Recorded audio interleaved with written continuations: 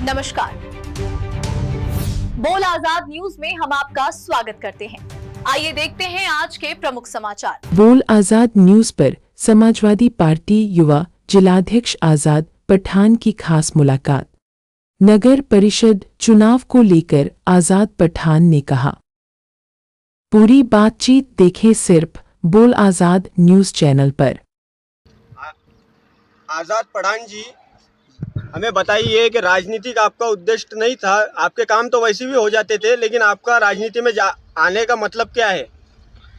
देखिए, 2019 के विधानसभा इलेक्शन में राजेश पंडितराव एकड़े के साथ में साथ उनको चुन के लाने के लिए जितने भी विधानसभा के खेड़े हैं, हर खेड़े में हम उनके साथ गए और उनको चुन के लाए। सिर्फ इसलिए लाए कि कोई भी भगवादारी पार्टी, कोई भी मुस्लिम विरोधी पार्टी मुसलमानों के ऊपर मुसल्लत ना हो। इसीलिए हमने राष्ट्रीय कांग्रेस के राजेश पंडितराव एकड़े, जो पहले बीजेपी के नांदुरा शहर अध्यक्ष भी थे, उन्होंने विधानसभा इलेक्शन के टाइम में राष्ट्रीय कांग्रेस में प्रवेश करे और उनके प्रवेश करने के बाद वो राष्ट्रीय कांग्रेस के चिन्ह पर चुनाव लड़े और हमने उनको जीत के लाने के लिए पूरी भरपूर कोशिश की और वो विजयी भी हुए।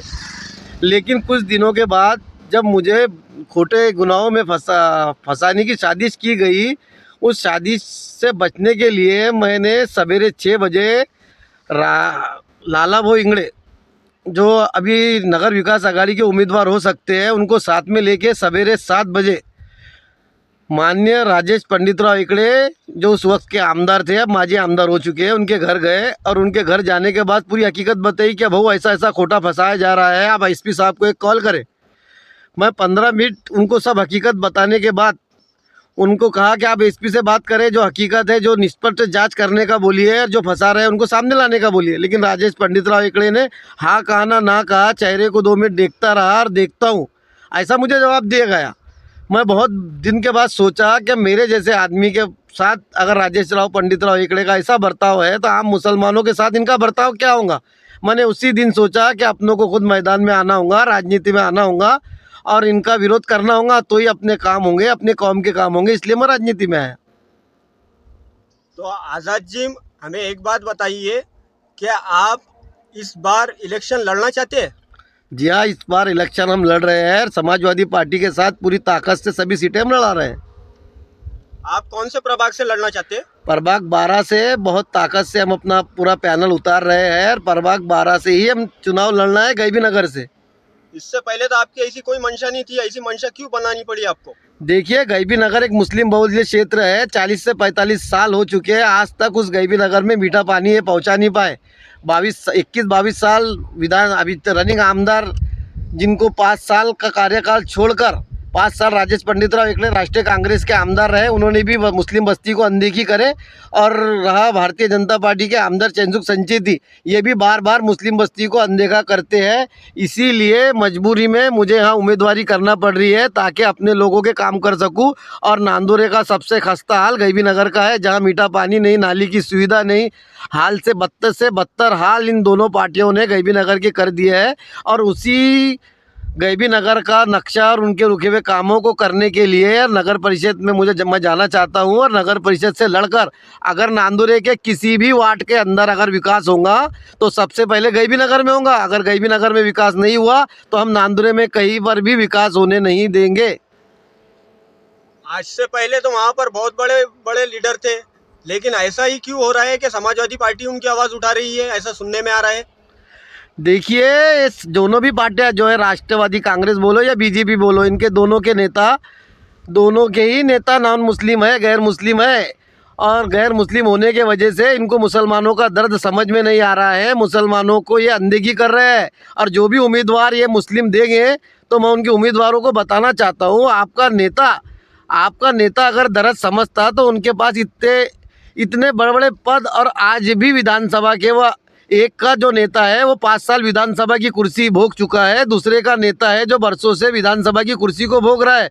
अब इनके नेताओं को अगर मुस्लिम का दर्द नहीं है तो ये नगर सेवक बनने के बाद भी ये क्या विकास करेंगे और क्या कैसा काम करेंगे। अगर गैबी नगर की जनता को विकास होना है तो ये दोनों नेता के विरोध में जो आँख में आँख डाल के बात करेगा उसी को चुन के इनको लाना पड़ेगा। और अल्हम्दुलिल्लाह समाजवादी पार्टी अपने पास ताकत नहीं होते हुए भी अच्छी तरह से लड़ रही है और गैबी नगर के मुद्दों को मन रही है और आगे भी मनते रहेंगी। आज से पहले भी वहाँ पर बहुत सारे मुस्लिम लीडर थे, लेकिन ऐसा ही क्यों हुआ? क्या कब्रिस्तान के विषय में आपको ही आवाज़ उठाना पड़ी, उन्होंने क्यों नहीं उठाई?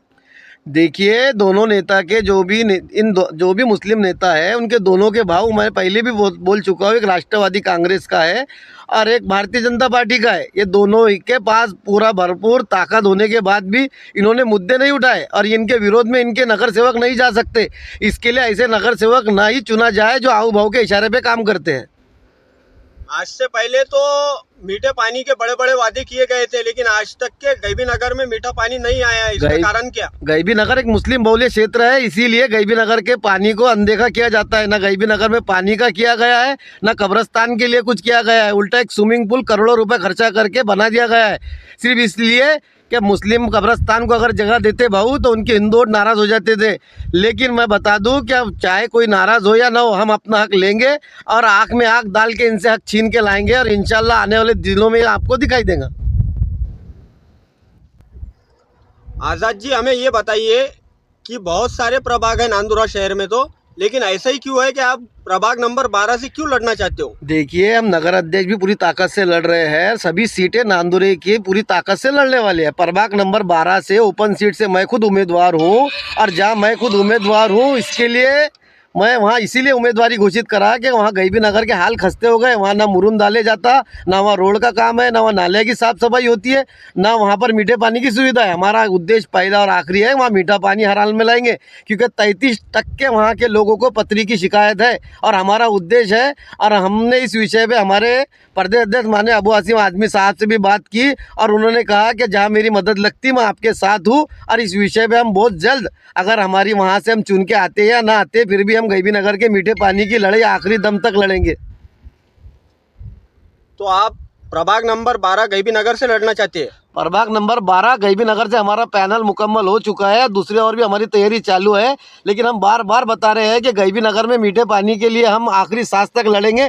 इसके लिए हम नगर पालिका में जाना चाहते हैं। हमारा मेन उद्देश्य है वहाँ का मीठा पानी, जिस तरह गाँव के शहरी को मीठा पानी मिलता है उसी तरह गैबी नगर के नागरिकों को मीठा पानी उनका अधिकार है और उनका अधिकार हम दिलाए सिवा चैन से बैठने वाले नहीं है। और आपकी क्या अपील है? आप जनता से क्या कहना चाहते हैं? मैं कहना चाहता हूँ कि गैबी नगर के खस्ता हाल बदलने के लिए ना आओ ना भाऊ, ये चाहते तो कब से हाल बदल सकते थे, लेकिन इन्होंने कभी गैबी नगर का हाल बदला नहीं, ना बदलना चाहा नहीं। अगर गैबी नगर के हाल बदलना है तो इंशाल्लाह आप इस बार साइकिल को वोट दो और साइकिल के जितने भी कैंडिडेट उनको भरघोस मतों से चुन के लाओ और नगर पालिका में भेजो। इंशाल्लाह हम इनकी दाढ़ से छीन कर गैबी नगर के लिए मीठे पानी की सुविधा करेंगे। ये हम आपसे वादा करते हैं और आपसे बहुत ज़्यादा गुजारिश करते हैं कि आपकी बार इस बार अगर आप चुके तो आइंदा बरसों तक आपको चूकना होगा। आप बरसों से पहले ही बहुत पीड़ित हो चुके हैं, परेशान हो चुके हैं। अब मीठे पानी के लिए आप एक बार हमें साथ दो और एक मौका दो, क्योंकि चलेगी साइकिल तो उड़ेगी धूल, ना दिखेगा पंजा ना खिलेगा फूल और कोई नहीं है टक्कर में, सब है चक्कर में। आप एक बार हमारा साथ दो, हम आपसे यही अपील करते हैं।